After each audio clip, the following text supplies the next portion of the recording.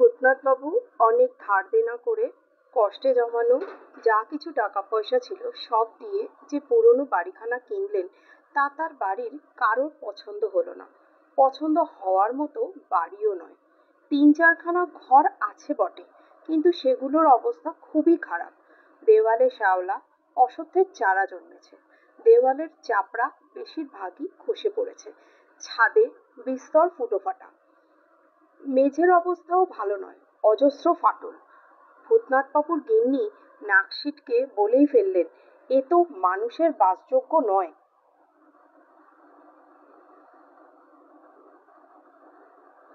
ভূতনাথবাবুর দুই ছেলে আর তিন মেয়েরও মুখ বেশ ভার ভার। ভূতনাথবাবু সবই বুঝলেন। দুঃখ করে বললেন, আমার সামান্য মাস্টারের চাকরি থেকে যা আয় হয় তাতে তো এটাই আমার তাজমহল। তাও গঙ্গারামবাবুর ছেলেকে প্রাইভেট পড়াই বলে তিনি দাম একটু কম করেই নিলেন। ৩৫,০০০ টাকায় এ বাজারে কি বাড়ি কেনা যায়?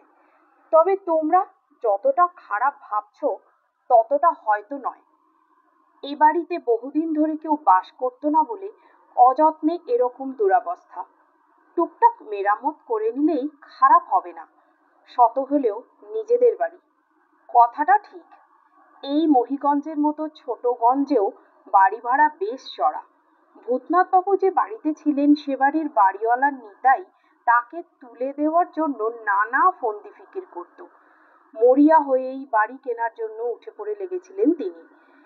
যাই হোক, বাক্স প্যাটরা নিয়ে, গিন্নি ও 5 ছেলে মেয়ে নিয়ে একদিন ভোরবেলা ভূতনাথবাবু বাড়িটায় ঢুকে পড়লেন। অপছন্দ হলেও বাড়িটা নিজের বলে সকলেরই খুশি খুশি ভাব। সবাই মিলে বাড়িটা ঝাড়পোছ করতে আর ঘর সাজাতে লেগে গেল। ভূতনাথবাবুর ছাত্ররা এসে বাড়ির সামনের বাগানটাও সাফসুতরো করে দিল। কয়েকদিন আগে ভূতনাথবাবু নিজের হাতে গোলা চুন দিয়ে গোটা বাড়িটা চুনকাম করেছেন। তাতেও যে খুব একটা দেখনসই হয়েছে তা নয়, তবে বাড়িতে মানুষ থাকলে ধীরে ধীরে বাড়ির একটা লক্ষ্মীশ্রীও এসে যায়।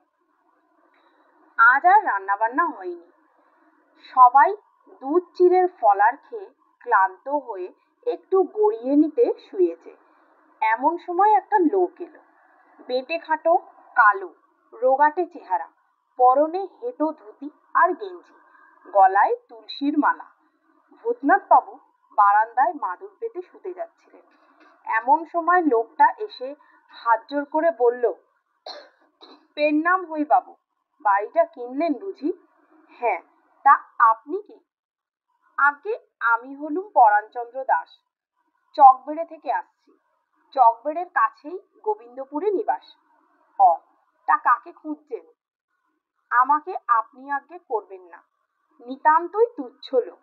আপনি বিদ্বান মানুষ, পুরনো বাড়ি খোঁজা আমার খুব নেশা। তাই নাকি? আজ্ঞে তা বাবু কিছু পেলেন টেলেন, সোনা দানা বা হিরে জহরত কিছু?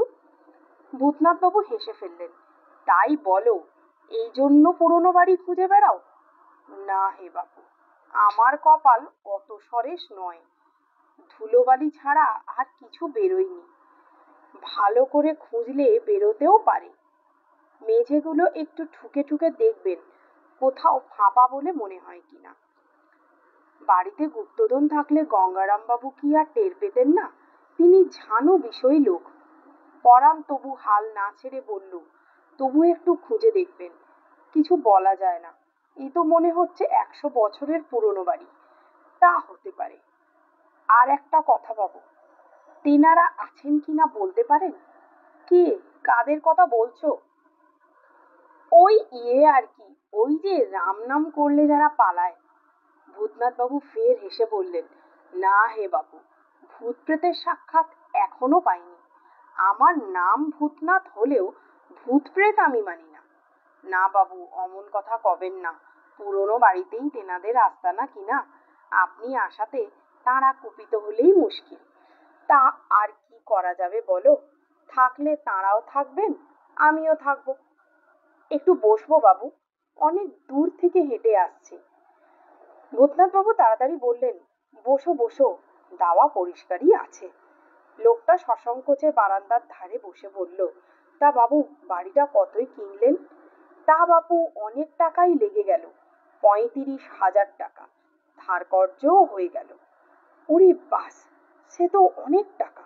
গরিবের কাছে অনেকই বটে, ধার শোধ করতে জিভ বেরিয়ে যাবে। তা তুমি বরং বসো, আমি একটু গড়িয়ে নিই, বড্ড ধকল গেছে। আচ্ছা বাবু, আমি একটু বসে থাকি। ভূতনাথ বাবু একটু চোখ মুছতেই ঘুম চলে এলো। যখন চটকা ভাঙলো তখন সন্ধে হয় হয়। অবাক হয়ে দেখলেন পরাণ দাসও বারান্দার কোণে শুয়ে দিব্যি ঘুমোচ্ছে। ভূতনাথ বাবুর একটু মায়া হলো। লোকটাকে ডেকে তুলে বললেন, তা পরাণ, তুমি এখন কোথায় যাবে? পরাণ একটা হাই তুলে বলল, তাই ভাবছি। ভাবছো মানে? তোমার বাড়ি নেই? আছে, তবে সেখানে তো কেউ নেই, তাই বাড়ি যেতে ইচ্ছে যায় না। যা বললুম তা একটু খেয়াল রাখবেন বাবু, পুরনো বাড়ি অনেক সময় ভারী পয়মন্ত হয়। লোকটা উঠতে যাচ্ছিল। ভূতনাথ বাবু বাধা দিয়ে বললেন, আহা, এই সন্ধেবেলা রওনা হলে বাড়ি যেতে তো তোমার রাত পুড়িয়ে যাবে বাপু। আজ নতুন বাড়িতে ঢুকলুম, তুমিও অতিথি, থেকেও যেতে পারো। 3-4খানা ঘর আছে, বস্তা টস্তা পেতে শুতে পারবে না? পরাণ দাস আর বিরক্তি করলো না, রয়ে গেল। সরল সোজা গাঁয়ের লোক দেখে ভূতনাথ বাবুর গিন্নি বেশি আপত্তি করলেন না, শুধু বললেন, চোট্টর নয় তো? ভূতনাথ বাবু ম্লান হেসে বললেন, হলেই বা আমাদের চিন্তার কি? আমাদের তো দিন দরিদ্র অবস্থা, চোরের নেওয়ার মতো জিনিস, আমাদের জিনিস বা টাকা পয়সা কোথায়? পরাণ দাস কাজের লোক, কুয়ো থেকে জল তুলল, বাচ্চাদের সঙ্গে খেললো, রাতে মশলা পিষে দিল, তারপর একখানা খেটে লাঠি নিয়ে সারা বাড়ির মেঝেতে ঠুকঠুক করে ঠুকে ফাঁপা আছে কিনা দেখতে লাগলো। কাণ্ড দেখে ভূতনাথ বাবুর মায়াই হলো। পাগল আর কাকে বলে। খেয়ে দিয়ে সবাই ঘুমোলো, শুধু পরাণ দাস বলল, আমি একটু চারদিক ঘুরে টুরে দেখি, রাতের বেলাতেই সব অশৈলী কাণ্ড ঘটে কিনা। মাঝরাতে নাড়া খেয়ে ভূতনাথ বাবু উঠে বসলেন। কে? সামনে হ্যারিকেন হাতে পরাণ দাস চাপা গলায় বলল, পেয়েছি বাবু। অবাক হয়ে ভূতনাথ বাবু বললেন, কি পেয়েছো? যা খুঁজতে আসা, তবে বুড়ো কর্তা দেখিয়ে না দিলে ও জায়গা খুঁজে বের করার সাধ্যি আমার ছিল না। ভূতনাথ বাবুর মাথা ঘুমে ভম্বল হয়ে আছে, তাই আরো অবাক হয়ে বুড়ো কর্তাটা আবার কি? 100 বছর আগে এ বাড়িটা তো তাঁরই ছিল কিনা। বড্ড ভালো মানুষ, সাদা দবদবে ধাড়ি, সাদা চুল, হেঁটো ধুতি পরা, আদুর গা, রং যেন দুধে আলতা। খুঁজে খুঁজে যখন হয়রান হচ্ছি, তখনই যেন দেওয়াল ফুঁড়ে বেরিয়ে এলেন। একটা হাই তুলে ভূতনাথবাবু বললেন, তুমি নিজে তো পাগল বটেই, এবার আমাকেও পাগল বানিয়ে ছাড়বে দেখছি। যাও গিয়ে শুয়ে একটু ঘুমো বাপু। বিশ্বাস হলো না তো বাবু? আসুন তাহলে, নিজের চোখেই দেখবেন। বিরক্ত হলেও ভূতনাথবাবুর একটু কৌতূহলও হলো। পরাণ দাসের পিছু পিছু বাড়ির পিছন দিকে রান্নাঘরের পাশের এঁদো ঘরখানায় ঢুকে থমকে গেলেন। মেঝের উপর স্তূপাকার ইট, মাটি ছড়িয়ে আছে, তার মাঝখানে একটা গর্ত। এসব কি করেছো হে পরাণ? মেঝেটা যে ভেঙে ফেলেছ। যে আগে, এবার গর্তে একটু উঁকি মেরে দেখুন। হ্যারিকেনের ম্লান আলোয় ভূতনাথবাবু গর্তের মধ্যে উঁকি মেরে দেখলেন একটা কলসি, কালো মতো, কলসি জাতীয় কিছু। বাবু নেমে পড়ুন, আসুন, বড্ড ভারী, দুজনা না হলে টেনে তোলা যাবে না। ভূতনাথ বাবুর হাত পা কাঁপতে লাগলো উত্তেজনায়। বললেন, কি আছে ওতে? তুললেই দেখতে পাবেন। আসুন বাবু, একটু হাত লাগান। ভূতনাথ বাবু নামলেন, তারপর মুখ ঢাকা ভারী কলসিটা দুজনে মিলে অতি কষ্টে তুললেন ওপরে। পরাণ একগাল হেসে বলল, এবার খুলে দেখুন বাবু আপনার জিনিস। বেশ বড় পিতলের কলসি, মুখটায় একটা ঢাকনা খুব আঁট করে বসানো।